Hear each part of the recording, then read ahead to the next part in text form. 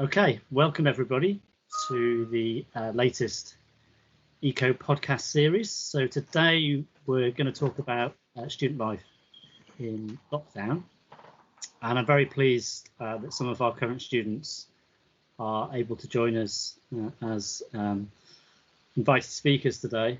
I'm going to let each of them introduce themselves to everybody. So we've got students across both the undergraduate and postgraduate courses here at the University of East Anglia School of Economics. My name is Dr. Peter Dawson. I'm an associate professor in economics, and I will be hosting today's event. So I very much look forward to some interesting conversations with our current students. So no particular order. Should we start with you, Milan?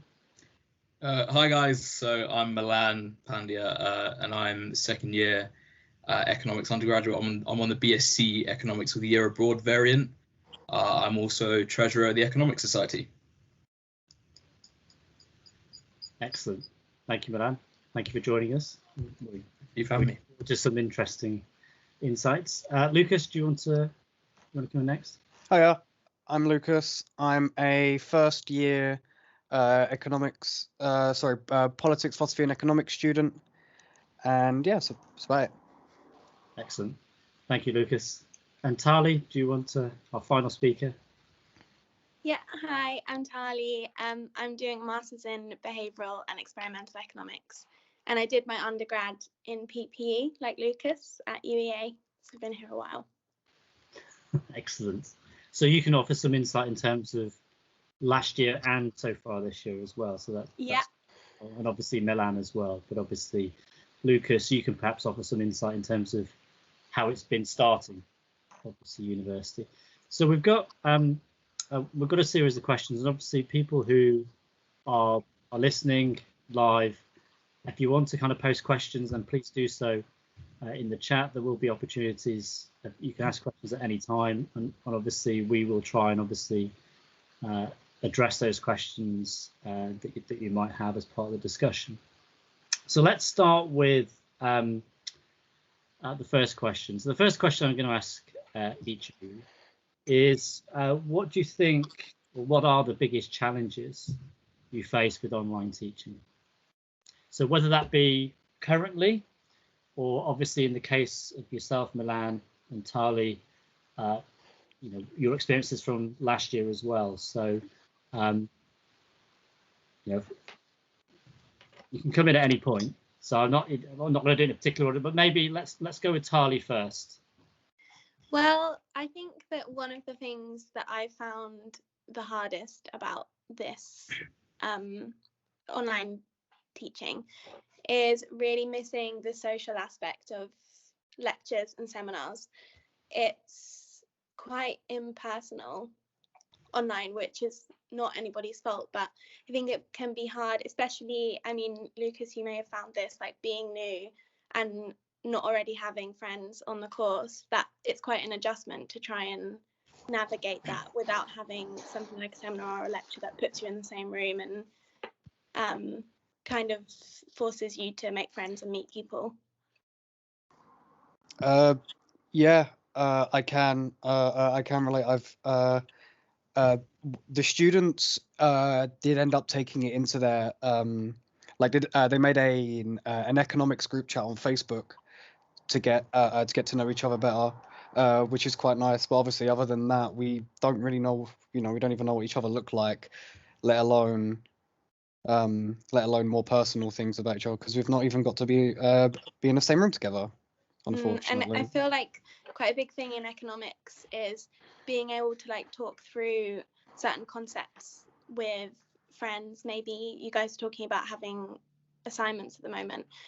Those kind of things can be really helpful to discuss with others, because I think that's a huge part of getting your head around some concepts in economics. So it's definitely difficult having that barrier to having those kind of conversations. Yeah, I'm one of the lucky ones in that respect, because one of the people in my flat actually does the exact same course as me, and he like me is quite open to discussing the content and sharing ideas of concepts. And with assignments, we're more than happy to show each other our work and criticize it and whatnot. So thankfully, I'm one of the lucky ones in that respect. But most of my friends at uni don't take the same course as me, and I can imagine that's the same as a lot of students, because you're being forced to socialize with people just within your own flat, or if you're lucky, your own accommodation block. Yeah, So, I mean, so some students may not even have that one person to talk to, or you know. So yeah. I completely echo what both Lucas and Tali have said. I miss the interactive aspect of learning here at the UEA. You know, for example, in lectures, one thing I liked first year was, again, the interactive aspect of learning. So, for example, the clickers with Mike Brock that we had in microeconomics, just little things like, I remember when Bahar used to pick on us in lectures. So she'd ask a question and she'd pick people in the audience, and we, you know, and if we didn't understand, we would just say, look, Bahar, I don't know, can you go through it? Or, you know, if she's going through like a method, you know, you could go through it like step by step, and you can go back, if that makes sense. And little things like, for example, going to the bar after a lecture with your friends, and, you know, for example, you know, as Tali said, when you get given an assignment, you go to the bar after, have a game of pool, have a pint, and you talk about the lectures. It's almost like consolidation of what you've learned, and also talking about what's going on in the real world, and applying what you've learned. And I think it's the little aspects like that, the social aspect of it is what I'm sure we're all missing, and especially with Lucas and especially with first years, I'm sure it's much tougher. I can actually I actually want to give credit to the lecturers as well, because Milan, what you're saying about Mike's clicker questions and Bahar just picking on people, from being in Mike's and Bahar's lectures, that's not changed. Mike still has his polls, and Bahar, she for maths, she set up maths groups, and she would randomly pick on which maths group to go through which questions. So the lecturers are themselves, they're actually trying to keep that. And also with Fabio and James as well, my philosophy tutor, they're very good. Well, in first semester, they were very good at interacting with the chat and I know Fabio and Bahar did meetups as well. So so in my experience, lecturers are actually trying to keep that you know, the social interaction going, which is a really nice thing, especially for a first year who you know, for me, it's been, you know, like I've already said, it's been hard to meet people on my own course and stuff. So completely agree. Yeah, so I mean in terms of, and it's really interesting giving you kind of various insights there.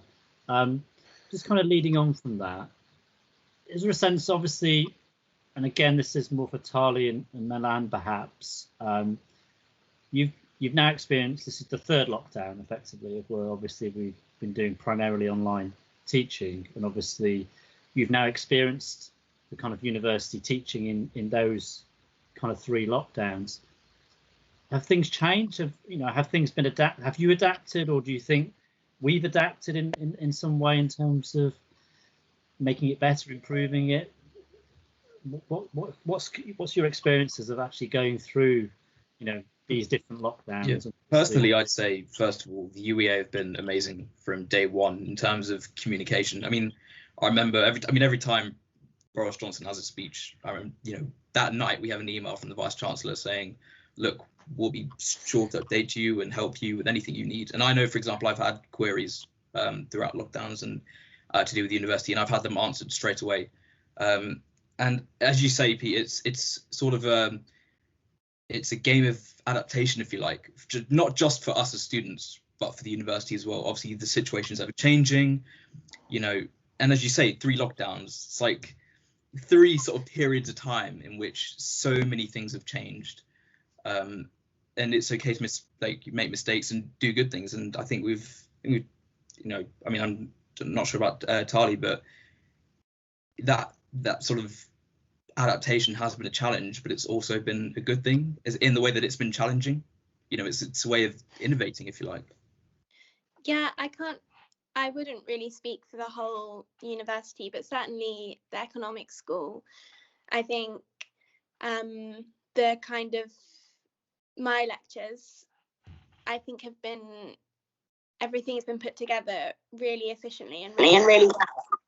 And that's really a testament to the school, because they had a lot to do, especially for the first lockdown and preparing for the start of this year. Pre-recorded lectures have been so helpful, must have taken a lot of time to do. So I think it has felt that the school's adapted really well. And I did actually have some in-person lectures last semester, and I almost preferred the online teaching, because when you have lectures in person, you have to sit 2 meters away from everybody and you have to wear your face mask, and it feels a bit dystopian, whereas online learning isn't so bad. So I think, yeah, it feels more normal and not very scary, and I think that the lecturers really tried to get people involved, and I'm not sure the response is always that great. I don't know how you feel, Pete, about that. Trying to get your students to turn on their cameras or to ask a question. Is it frustrating? I mean, I'm fairly flexible in the sense that I wouldn't demand students to turn their cameras on, and obviously for bandwidth issues and internet connectivity that we talked about before we started this this session, there might be issues with that. I think it is a challenge still from our point of view in terms of getting maybe more students to interact. I mean, what I found is it tends to be the kind of the same students who would put themselves forward and kind of interact with any questions you pose or opportunities for questions in the chat. But you're right. You're all right in the sense that we've had to adapt to kind of. And just to kind of bring Lucas back into this, obviously as a new first year or relatively new first year student, Lucas, what were your expectations coming in to starting university? Given, obviously the first lockdown, schools were closed, schools then gradually reopened, but obviously your exams were all cancelled. What, in terms of your kind of expectations and your transition into university, what were your kind of feelings and thoughts about starting university in the current climate? Well, I mean, I wasn't expecting it to be normal. Although I didn't expect it to be fully online so far. And it's been both a blessing and a curse for it to be all online. It's a blessing in the sense that I think not only not just now, but going forward as well. The importance of like recorded lectures and handouts all being online for students to go and revisit, that's very nice. And also the fact that learning can also still actually continue in the first place. But the curse that I've been experiencing, and also I've noticed quite a few of those around me in my accommodation appear to be experiencing, from my perspective anyway, is that when you come in to a course as a first year and you're just starting it, yet you haven't physically been in a lecture hall, you haven't physically met your lecturers, you can feel a disconnect, right? You can feel disconnected from the course, and that can create some form of apathy, which is a problem. I know I experienced it myself in the first semester when I'd struggle with something, because I felt disconnected. I would become apathetic, and then I've realized now during the break that that's really not the best way to go about it. So I think at least some students can can relate in that, where they just feel disconnected a bit from their course, obviously to no fault of anyone really. It's just, I guess, it's just natural, you know, to not feel that connection when you can't even be in the same physical space as your lecturers and your fellow colleagues. Yeah, and I think you're absolutely right, Lucas. I think obviously there are challenges there. I mean, from my own point of view, I've been fortunate that I've been teaching, currently teaching second year. I have been previous semester teaching final year students, so I can physically, I have that prior mental image of them in a lecture theatre for most of them, and I know some of their personalities and some of their characteristics, etc. And I think obviously from both the point of view of the students coming into the first year, and obviously, you know, lecturing staff as well, not having that physical kind of presence with the student does make it a bit of a challenge. I mean, into kind of leading on from that, and obviously you've all mentioned some positives associated with the online learning. I think Tali, you mentioned about the recordings, but what kind of benefits are you kind of seeing or have seen with this kind of online teaching that we're currently doing? I think, obviously, I mentioned recorded lectures. I think that is a really huge thing, and I think in economics, when you're having something explained to you, it can often be quite fiddly, and there are lots of different aspects. So it's so great to have those recorded lectures, because in real life, sometimes if someone's explaining something and you miss one kind of nuance to a model, it can be really hard to get that back, and the rest of maybe that next 10 minutes of explaining you can't really follow because you've missed something. So that's really great about recorded lectures, and also recorded seminars. That's really helpful too. And I just had exam season and found having everything online so invaluable to revision. It was really helpful. So I think that's been a huge benefit of a bit of a rubbish situation. I think also the whole notion of improved accessibility, because obviously with the UEA we have domestic students and international students. We know that the situation obviously with coronavirus is different in every country, and that yes, it's bad here in the UK. Maybe obviously we have students from all around the world, maybe in other countries where the situation might be worse and they do have to stay there, or maybe, you know, they're just with their family for whatever reason. And it's this whole idea that you, as Tali said, you can go back to the lectures whenever you want.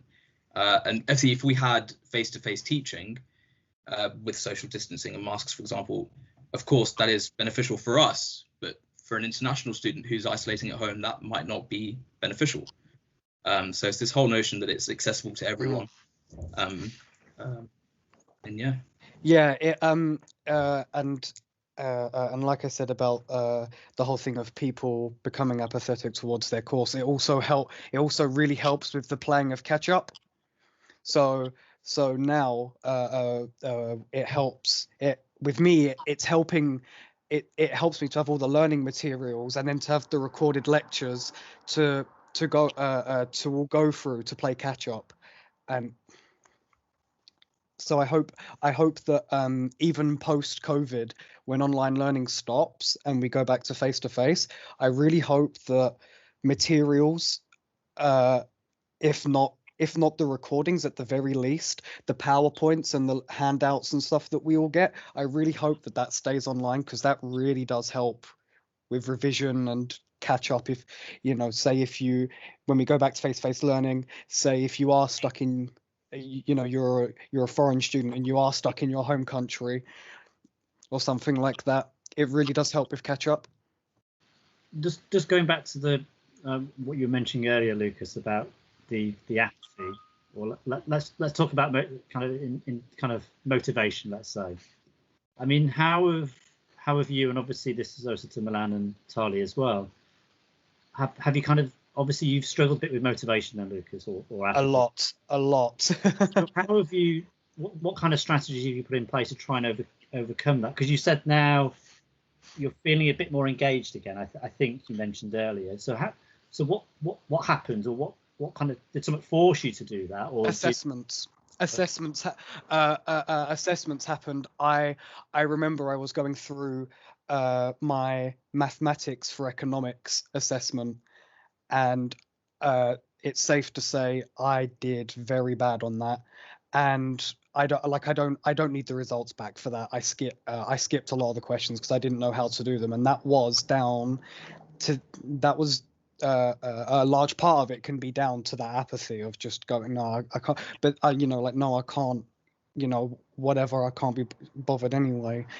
And when that happened, and then when I realized I've got other assessments to do as well, I realized just how badly it is affecting, like it would affect my degree. And I was like, well, I'm here, I'm, obviously we're paying for this, I'm going to spend a long time studying this course. I can't just go about it that way. I can't just not get something and then just go, I'm not even in the hall, I'm not even in the lecture halls anyway, I'm not meeting anyone, but you can't do that, because at the end of the day it's still the same course. So it was it was the end of term assessments that triggered it for me. Yeah. You can go first. I think a huge part of it is just adapting and getting used to the situation you're in, and I think that has a huge effect on motivation, because once you're able to get your head around the fact that there's a pandemic and then all of the difficulties that come with that, you then have to just learn how to do things. And for me, a huge part of that has been getting into a good routine, realizing that I'm more productive in the morning, those kind of things that you gradually realize as you have to deal with this day to day. And I think that especially now that the winter term is over and we're getting towards spring, that gives quite a lot of space for adjusting from last semester and correcting things that you realize you did wrong before. Yeah, I guess it's like this whole notion of perspective, this whole idea that it's okay to have good days and it's okay to have bad days. This whole idea that everyone's in, like I said, as I said earlier, different circumstances, and that you've got to do what's best for you. So, for example, you can go on Instagram right now and see, someone will say, oh, you should spend your lockdown doing this, or redecorating your house, or getting fit. That's a great way to spend lockdown. It's productive, it's efficient, it's a good thing to do. But for another person, just simply getting out of bed might be a win for them, and that's completely okay. It's this whole idea that, and as Tali said, we have to adapt to the situation, and I think online learning allows for that to happen. But again, it's this whole, you just got to be, we all just have to be understanding ourselves, and then adapting in that way. So I think you mentioned Milan, Tali, even Lucas. You kind of mentioned some tips, or you kind of suggested perhaps some tips for kind of studying. And obviously, Lucas, it was more about motivation for the upcoming assessment. But Tali, you mentioned about obviously having a schedule, and obviously Milan, you mentioned about, well, just cutting yourself a bit of slack, don't beating yourself up about the kind of small things. So what, given your experiences now, what are there other tips that you would perhaps give students who are kind of facing similar situations that you're in or you've been in? I think it's different for lots of people's kind of their different experiences, but I certainly find that, as I said, routine is quite a big thing. And I think one of the difficulties is that when you're working and sleeping in the same space, that poses all sorts of threats to learning and efficiency. And so it goes without saying, a hugely important aspect of it is getting outside and doing some exercise, even if that's just walking, something that gets you out of the space that you sit in pretty much 24 hours a day otherwise.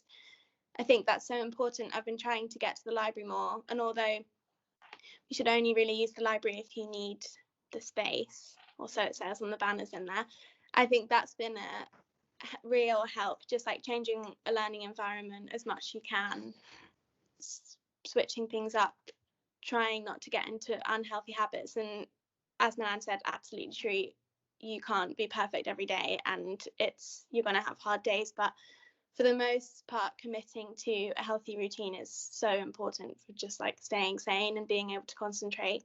So I think, yeah, escaping from your learning environment is a huge way to be able to be more productive, for me anyway. Yeah, I'd echo that. I mean, for me, it's sort of developing a structured timetable. So, you know, you get given your university timetable, then sort of planning other stuff around it and saying, well, okay, right, from this time to this time, I'll do this time to this time, I'll do this. And then I'll consolidate I'll have 10 minutes at the end of the day where I'll just reflect upon everything and consolidate what I've learned, etc. And a little thing for me that I quite like doing is every week I change my workstation. Like I'll mix everything around. I know a lot of my friends do it as well. I'm not too sure if anyone that's attended does the same, but I find it helps. Like it has this sort of mental effect, like just by having a clean workspace, it allows for a clean mind, and it just allows for you to be more efficient when you work. And as Tali said, just going outside. We've all seen. I think there's this epidemic within the UK right now of going outside, exploring. I mean, I've seen back when I was home in Northamptonshire, I saw parts of Northamptonshire I'd never seen before, and it was just so great to get outside, get some fresh air, and spend some time with the family, spend time with the people that matter most. I think one study tip for people like me who are sporadic, who don't like routine, is to and also for people who have struggling when it comes to focusing for an extended period of time, is that it's okay to be distracted while studying, but obviously you don't want to let it consume you. So what I mean is that you if you have struggle focusing for a long time, doing revision for about 20 minutes and then spending the next 20 minutes browsing the web or playing some games, whatever time waster you like, that's fine, as long as you as long as you can balance it out, and don't get frustrated when you start losing focus, because you can't force yourself to want to focus if your brain simply doesn't want to. So when your brain loses its focus, go and let it wander, and then after a while tame it and bring it back. And also another thing I'd like to say is for those that have let their study slip out of their grasp, don't procrastinate on getting back into it like I did, because the one thing worse than having a whole semester's worth of work to catch up on is having 2 semesters worth of work to catch up on. You don't want that. So I would highly recommend, don't say things like, oh, I'll start it next week, I'll start it Monday. Start it as soon as you can, because you don't want to be playing catch up, because the more catch up it looks like you have to do, the less likely you might actually be to end up wanting to do it, because you'll see it as the mountain being so high that you might just go, oh, you know what, it's too much for me to do anyway, so I'll just and then it will build, and then you'll end up potentially failing your degree. Now, there are really important points you will make there in terms of tips, and that I think obviously people watching this will appreciate some of those somewhat quirky Milan tips that you come out with in terms of changing your desk space, for example, which I think some people will definitely do now. Even I might even do it as well. I mean, clearly there's more structure during term time.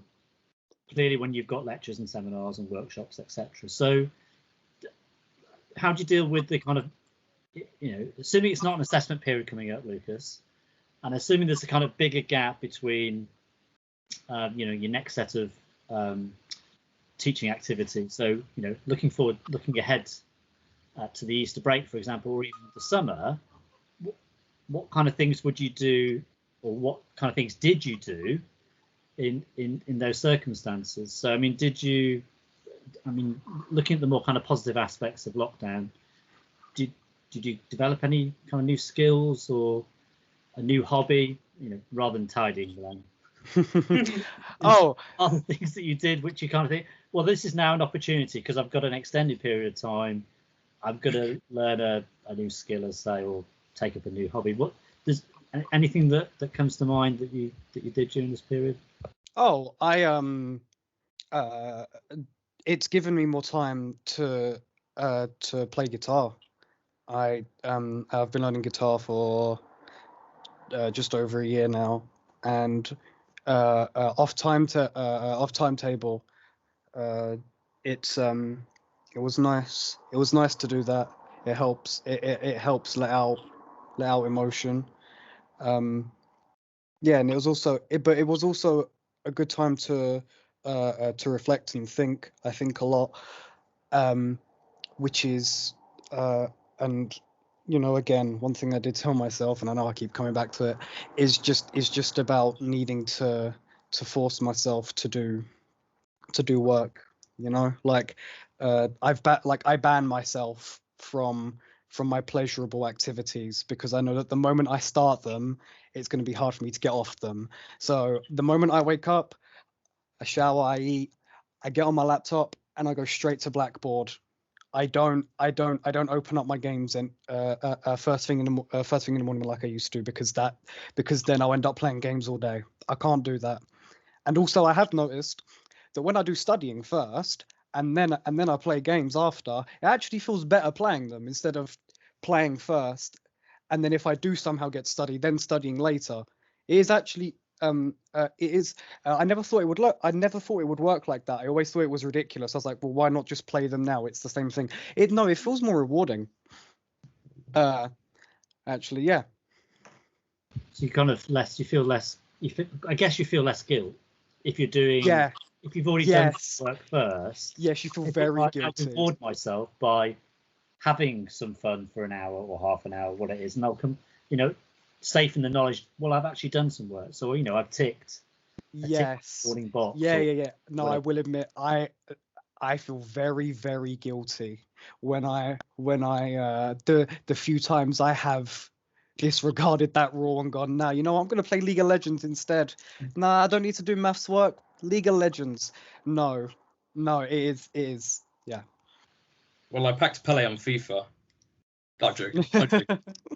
Well, I mean, one thing for me especially was getting outside during lockdown. And I think, especially with economics, it's really easy to get caught up in the sort of tsunami of the subject itself. We look up to all these investment bankers and all these consultants who are earning over £200,000, and that's our goal. And sometimes it's the little things in life, just going outside, going for a round of the park with your family is the best thing in life. And sometimes it's the little things that we need to focus on. We forget about the little things. People talk about investment banks having like 13-hour days, and you just think, is that really how you want to be spending your life? The things that matter most are the things that they're not doing. And I think the pandemic has allowed for me to sort of sit down for a second, take a break, and just reflect upon what matters most. Another thing I've got into is, ironically, the stock market. I've been investing. So have I. About AMC that just gone on the weekend. I've decided to hold. I'm down £40, but we don't talk about that. But I'm getting into cryptocurrency, electric vehicles. I've invested in a stock called CCRV, Churchill Motors, back in December, and now my investment's up 80%, and it's so rewarding learning, about new things. It's the most random thing ever, but it's still rewarding. And obviously, I'm going to start the economics corporate finance soon, so in that sense, it's related to my degree, so it's good in that sense as well. Well, none of my new hobbies have anything to do with economics, and maybe unintentionally playing into some gender stereotypes here, because I've been learning to embroider, and learning to make plant hangers, quite nice things that require like the use of your hands, where you can just put on some nice music or a nice podcast and do something that's perhaps less intense than investing in the stock market, although I respect that, that's cool. Maybe not my thing, but cool. That's good. So yeah, things that I probably just never really found time for, but learning like a particular skill. 100%. Pete, what about yourself? It's not about me, is it? I think just to reiterate what some of the comments that you guys made earlier, I think having a change of scene is really important. I mean, obviously, because you guys, particularly if you're in Norwich, either on campus or in your student accommodation, you are effectively living out of one room.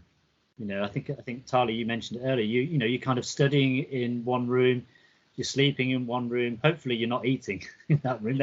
Hopefully, there's another room where you can go to kind of have food with your housemates. But all serious aside, you are kind of isolated in that kind of one location. And even if you're at home, you're stuck in that kind of confines of that dwelling. So I think for me, it was getting out. Just to escape my family, if nothing else. Sometimes just going for a walk. Recently UEA introduced a Moves app. I don't know if you're aware of it. I can sign you all up if you're not already on it. I get extra points if I do that. But that's really motivated me to get out, because normally I would obviously walk around the campus between lectures, between seminars, between workshops, etc. I pace up and down in lectures and workshops and seminars. Anyway, that's another way that my steps used to get up.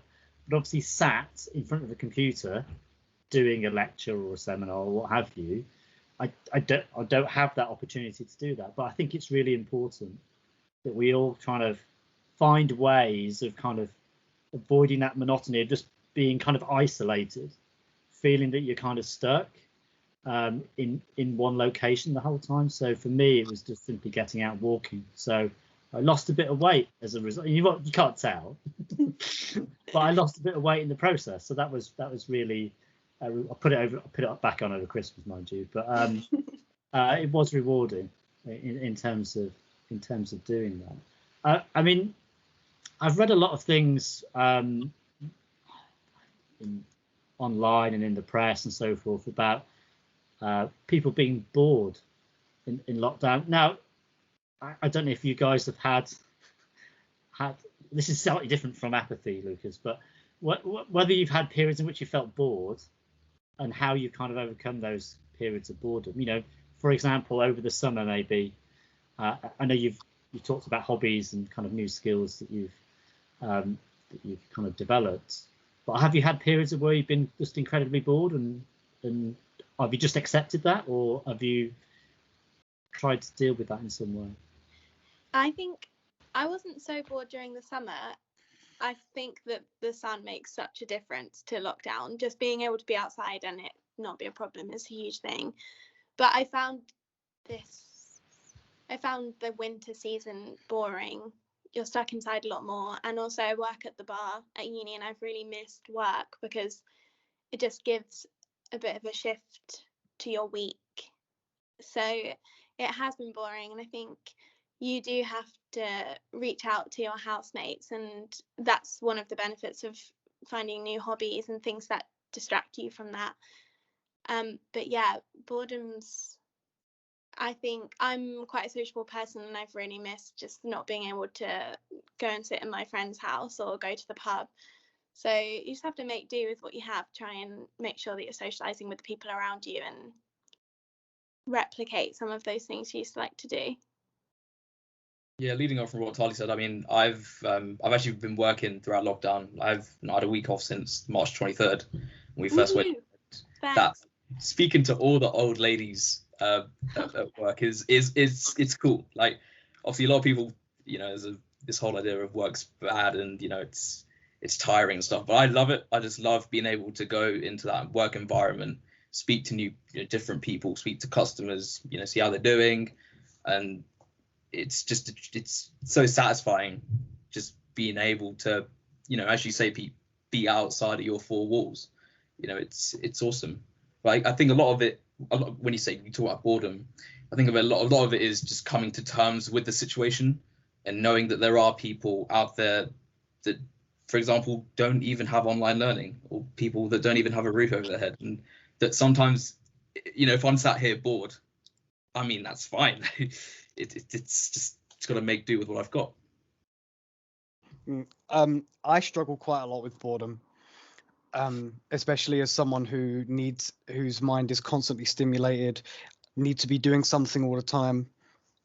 And unlike you two, I don't actually have a job during lockdown, which sucks, because I went back home to be with my family over Christmas, and I was planning to work in the pub that I worked at before I came here. Obviously, pub shut, and I have not been able to get a job in like a retail or anything. So, for those that either can't get a job or don't want a job, and if you don't, I don't blame you. One of the things I did actually to solve my boredom was studying, was just playing catch up, again studying. When I was at uni, we would organize.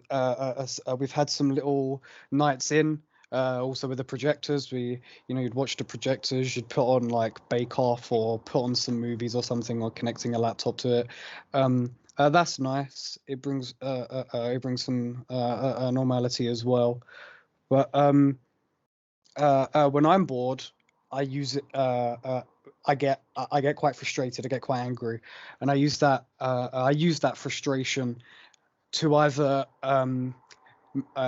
just either like go out for a run, maybe, but also to just use it to motivate me to study, because the line of reasoning there is, why am I sitting here bored, wasting away doing nothing, when in a couple weeks time I could have an overload of work, and I'll think to myself, I wish I'd have done that work back then when I had nothing to do other than that work. So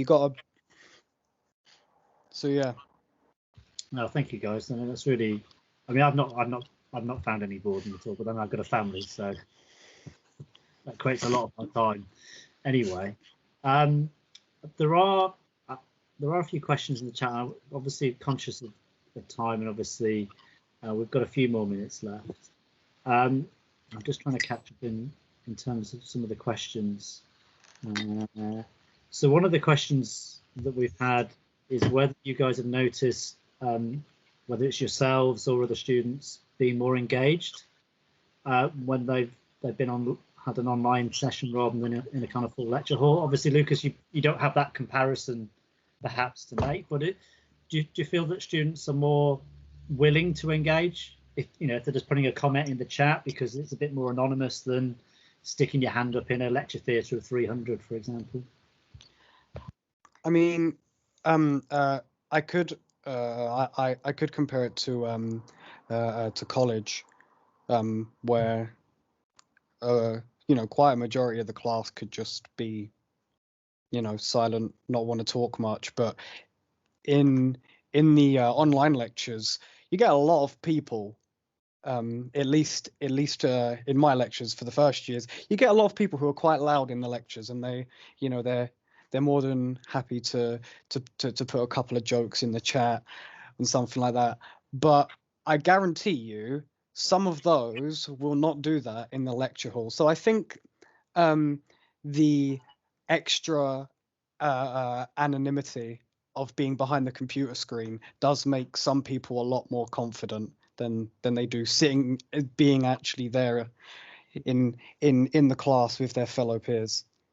I think that's interesting, because I maybe find the opposite to some extent, in the sense that there's quite a herd feeling about online lectures. I think this is something quite behavioral, which is what I find interesting. Is I think if one person puts their camera on, probably that won't inspire anyone else to, but perhaps if like 3 or 4 people put their cameras on, you get more of that. So I think that comes with, that's echoed in this radio silence that quite often can occur in lectures, whereas I think in person lectures that wasn't such a thing, and I think that was often influenced by people being sat in social groups, and the kind of, that gives you a different kind of confidence to anonymity. So as you said, Pete, earlier, I think I find that it's often the same couple of people who are kind of putting the work in and answering questions and being engaged. And that happened to some extent with in-person lectures. But I would say that engagement is less frequent now than in-person lectures. I mean, in terms of lectures, I know, leading on from what Lucas said earlier, again, for example, like the anonymity is a massive thing. What was I going to say? My mind's gone blank now. This is going to happen at least once during the podcast. That's it. I think there's a direct correlation between boredom and, for example, I mean, Lucas, I know you said there are people out there that don't have jobs, students that don't have jobs, and I'm sure there are students out there. I'm sure there are some here that wake up some days, they don't have anything to do other than that one lecture between 10 and 11 a.m. So they will join that lecture because they have nothing else to do. And obviously that increases engagement. That's a good thing. It's a win-win situation. Yeah, no, I mean, from my point of view, it has been challenging, and it has been challenging in terms of getting student engagement sometimes. I think whether this should go in the recording or not, I don't know, but it's been recorded anyway, unless somebody edits it. Then I think there is. I think it was Lucas that mentioned it, maybe Tali as well. The idea of anonymity obviously can encourage students to be more kind of engaging, and obviously willing to kind of engage in the conversation in the lecture. But there is a tendency where I found that where some students, you kind of know that they've got they're attending the lecture, but they're not physically there. Because when the lecture finishes or the session finishes, that person is still there. And even though you're kind of willing to stay around for 5-10 minutes, because we want to try and create the atmosphere whereby if students have got questions at the end, then you'll stick around at the end of the session. I'm finding that even after 10 minutes, there's still one of the people in the room. Part of the podcast where we play Never Have I Ever. Because I'll be drinking that whole bottle. I'm joking. There is actually an element that I would like to point out when I was talking about engagement is ironically, when answers to questions are being asked, there is less engagement. But when there's a bit of banter or joking around in the chat, the engagement levels seem to be higher than the engagement when it comes to the actual learning academic side of it. Yeah. I don't know if you guys have experienced that in the upper years, but the banter seems to be I think it's quite natural, but a lot more people seem to be engaging in the banter than they seem to be engaging in the actual learning of things. Yeah, we have that. I mean, we will banter with our lecturers, but in turn that is a good thing because it improves your relationship with your lecturer. No.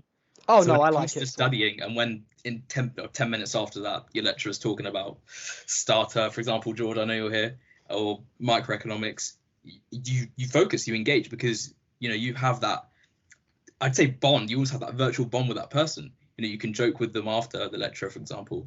And it's just that improved relationship has a direct impact on your learning. Yeah, I told Mike I was going to put all my student loans towards stocks.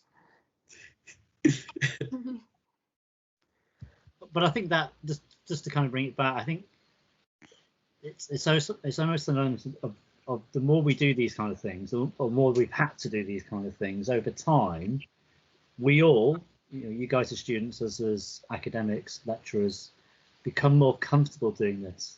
So at least initially there was a kind of element of, I'm not going to use the expression I was going to use, I'm trying to think of a better, nicer way of putting it, but it was quite a big jump, a big leap for many of us, going from doing a lecture in a lecture hall where we just kind of go in and give it, to having to do it online, and obviously then learning and understanding all the different kind of functionality of those various platforms that we've obviously now been using for the nigh on the best for the last 12 months or so.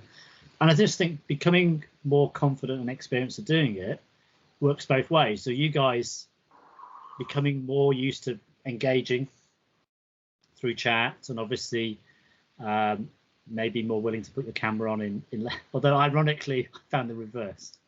So students are more likely to put their cameras on initially back in last March, and now less likely to do it now. But that says something about me rather than the rather than the students. But I think it is a confidence thing, and obviously just being experienced and just adapting adapting to the situations that we're in. I've got one final question for you, and it's not on the script, so it's completely off the script. What is the one thing you're looking forward to when hopefully lockdown ends? Oh god, this is a good one. This is a good one. Can I are we allowed to show something? I had to. Depends what it is. If it's like you don't have this won't be on Spotify, so it's all right. This won't be on Spotify, so it's all right. Yeah, I mean, obviously that won't be on tap, but anything on tap at a pub. Obviously, just for the purpose of the podcast, other bottled beer is available. You showed the worst possible one. No, in all seriousness, for me, I think it's just being able to reunite with the people that mean the most to me. Obviously, I've been with my parents, but like my grandparents, for example, have been shorting for the last 12 months, and it's been really, really hard not being able to just hug them. You know, when I come back to Norwich, it's been really hard. My friends as well, they're literally like 2 roads away from me, but I can't see them because of lockdown. So I think just reuniting with the people that matter most to me. Yeah, I definitely second that. And also, although it's a bit of a boring student answer, I have such a craving to just be stood at a really busy bar queuing for like 35 minutes for a drink, and just being really around people and close to people. And I'm really looking forward to like walking past a stranger in the street and not having to stand on the road to get past them, because I hate that whole thing. It's so uncomfortable. So yeah, I think just giving my friends a big kiss and a cuddle is what I'm really looking forward to, and going to the pub. I think I speak for every first year student when I say that a form of Freshers Week, like I am hoping that once COVID ends, that we that us first years do have some form of Freshers Week, whether it's organised by the student or UEA. You know, having the activities that you'd have during Freshers Week when it's safe to do so. Because, you know, I actually want to meet the people on my course. I want to meet people in other accommodations. And also, I think I speak for everyone in first year when I say we all just want to get hammered. We all want to meet each other, party, and just get absolutely hammered, you know, and you know, without fear of because obviously there are those students who break guidelines, without fear of, you know, getting fined or punished. You know, we just want to, you know, we want that way to relax after all this has happened, because in all honesty, we didn't get that when we first came to uni, which obviously is no fault of the university, but we just want some form of way to meet people and a way to get hammered. Okay, so the common trend there. Yeah, a way I can summarize that is it'd be nice to everybody to socialize again in a kind of physical sense rather than a kind of virtual sense that we're currently having to kind of continue to cope with. No, that's really, really great, guys. I really, really genuinely found that really fascinating, and some of your insights and some of your stories and your kind of viewpoints are really, really good. And I hope obviously people that were attending now found that useful. I hope people that are going to watch this later, when it gets posted on those various platforms, of which I can't remember any apart from YouTube, we'll find this useful as well. So thank you very much, guys. And I just wish you all the best for the remainder of this academic year, and obviously future academic years, and your future endeavours. I know, obviously, Lucas, you've only just started your first year. You're halfway through. Milan, you're hopefully going off to do study abroad next year. Yeah, year abroad, hopefully. Well, fingers crossed. Yeah. COVID pending. Harley, you're obviously at postgraduate level, so come September, I don't know what hopefully your plans are, graduate market or PhD or maybe world domination. But yeah, just every success for the remaining time you all have at UEA and your kind of future endeavors, and hopefully we will meet in person sooner rather than later. There is a light at the end of the tunnel, guys. There is a light at the end of the tunnel, definitely. Okay, take care, guys. Take care, guys. Thank you. Thank you. Thanks.